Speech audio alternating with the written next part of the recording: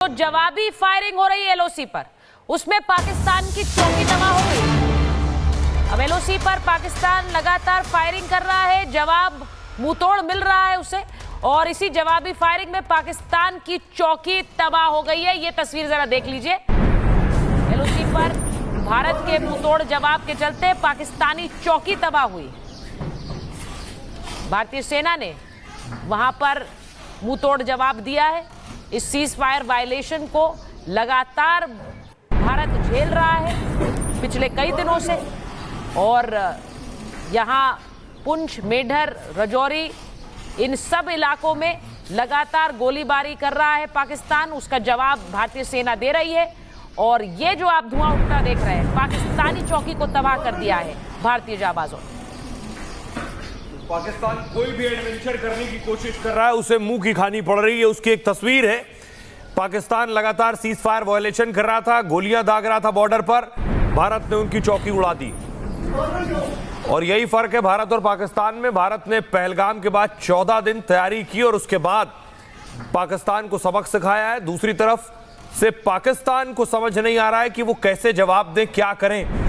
जैसे ही कुछ गुस्ताखी कर रहे हैं, उन्हें मुंह की खानी पड़ रही है। तस्वीर आप देख रहे हैं, एलओसी बॉर्डर की तस्वीर मैं आपको दिखा रहा हूं। पाकिस्तानी चौकी नष्ट हो गई है एक अटैक में, और ये पाकिस्तान को जवाब भी है। पुंछ की तस्वीर दिखा रहे हैं हम आपको, नियंत्रण रेखा की तस्वीर, और पाकिस्तान रात भर से फायरिंग कर रहा है। खबर यह है कि बॉर्डर पर जो लोग रहते हैं, उनके घरों को निशाना बनाया है, उनके घरों को टारगेट कर रहा है। जो कश्मीरी वहां रहते हैं बॉर्डर पर। हमारे साथ वैभव और अनामिका लगातार बने हुए हैं। वैभव भी इंडो पाक बॉर्डर पर हैं। वैभव, वहां क्या हलचल है बताइए। तस्वीरें हम देख रहे हैं लगातार, श्रीनगर और जम्मू में फ्लाइट जो है वो कैंसिल कर दी गई आज। देखिए, बिल्कुल सुहेल, जो तस्वीर आप दिखा रहे हैं वो जम्मू कश्मीर से लगते हुए पाकिस्तान बॉर्डर की है। लेकिन जैसलमेर की अगर बात करें तो यहां पर सेनाएं पूरी तरह से तैयार हैं। पिछले 2 से 3 दिनों से मैं लगातार देख रहा हूं कि सेना का मूवमेंट बहुत तेज हो चुका है। लगातार बॉर्डरों पर सेनाएं जो है वो पहुंच रही हैं और अलर्ट मोड में है। यानी कि अगर सरहद के इस छोर से भी पाकिस्तान किसी भी तरह की हिमाकत करने की कोशिश भी करता है, तो जो तस्वीर हम लगातार अपने दर्शकों को दिखा रहे हैं कि कैसे पाकिस्तान की चौकियां बुलाई जा रही हैं। जब उठाया था, उसकी शुरुआत कर दी है, तो मुझे लगा कि नहीं, अब निश्चित रूप से आतंकवाद का सर्वनाश होकर ही। मैं बहुत धन्यवाद देना चाहता हूं माननीय प्रधानमंत्री मोदी जी को। हम लोगों के हृदय में, मेरे हृदय में जो 22 अप्रैल से एक प्रतिशोध की आग ज्वाला धधक रही थी, आज उसको निश्चित रूप से शांति मिली है। एक कहीं न कहीं शुभम को, और जो पहलगाम में लोग शहीद हुए थे, जो निर्दोष नागरिक थे जी, उनको कहीं न कहीं एक सच्ची श्रद्धांजलि आज सरकार ने और सेना के द्वारा दी गई है। सच्ची श्रद्धांजलि है सरकार की तरफ से, सेना की तरफ से।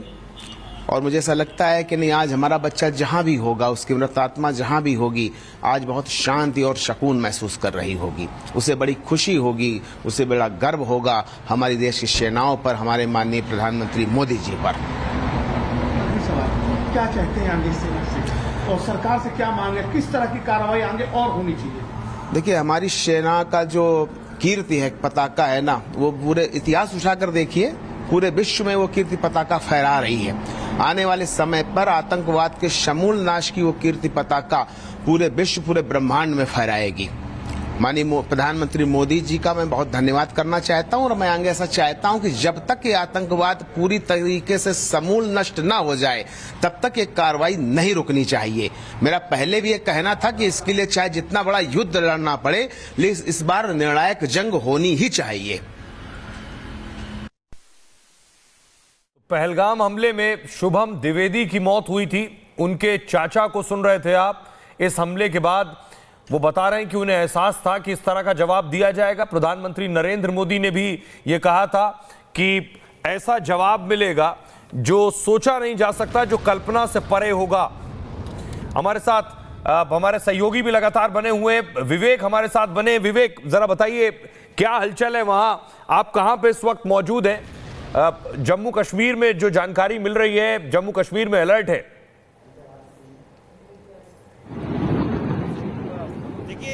सारे बॉर्डर पर अलर्ट कर दिया गया है और मैं इस वक्त अटारी बॉर्डर के पास बिल्कुल खड़ा हूं। यहां पर फोर्स की डिप्लॉयमेंट है और न सिर्फ यहां पर, बाकी आसपास के कई इलाकों में जो है वो डिप्लॉयमेंट की गई है। ये इलाका बिल्कुल शांत है, यहां पर कुछ लोग भी आ गए हैं।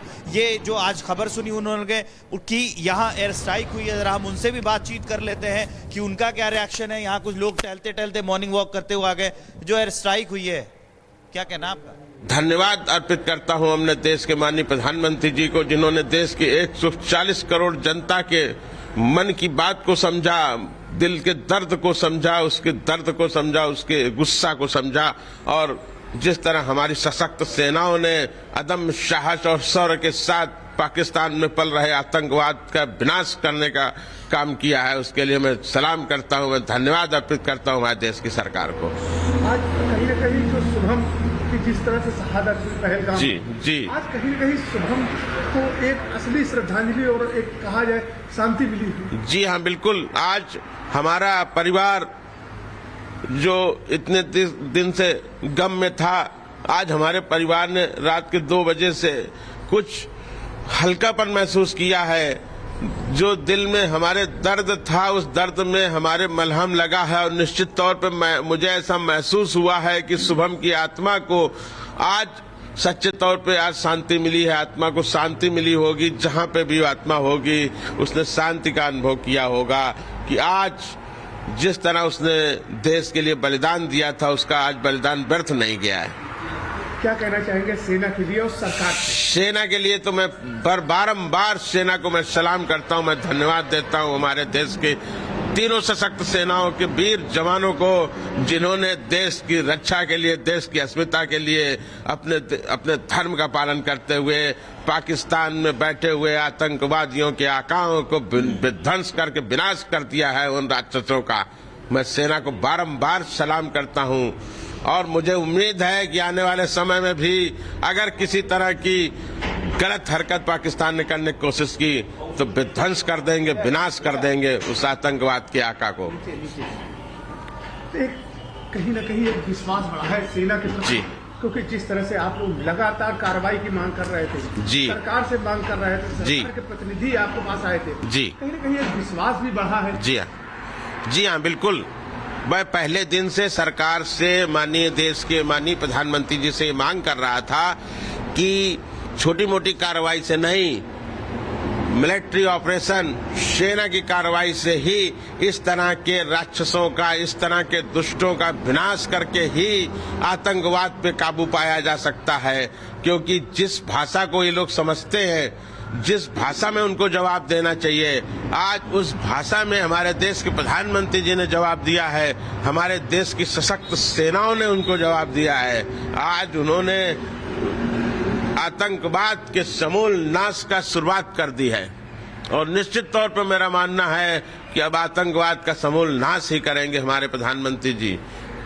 देश सफाया होना चाहिए, आतंकवाद बिल्कुल बर्दाश्त नहीं है किसी भी मुल्क में, किसी भी देश में, चाहे वो हमारा देश हो या कोई और देश। एक आगे क्या चाहिए? निश्चित तौर पे आतंकवाद पे निर्णायक कार्रवाई का जो दौर शुरू हुआ है जारी रहना चाहिए, इसमें रुकावट नहीं आनी चाहिए और जहां जहां भी हमारी सेना को, हमारी सरकार को ये लगे कि इस जगह से आतंकवाद के बीज का पुनरोपण हो रहा है, आतंकवाद का प्रशिक्षण शिविर या इस तरह के आतंकी शिविर दोबारा न चालू होने पाए और चालू होने से पहले ही उनको समाप्त कर दिया जाए। बिल्कुल आतंकवाद का समूल विनाश होना चाहिए।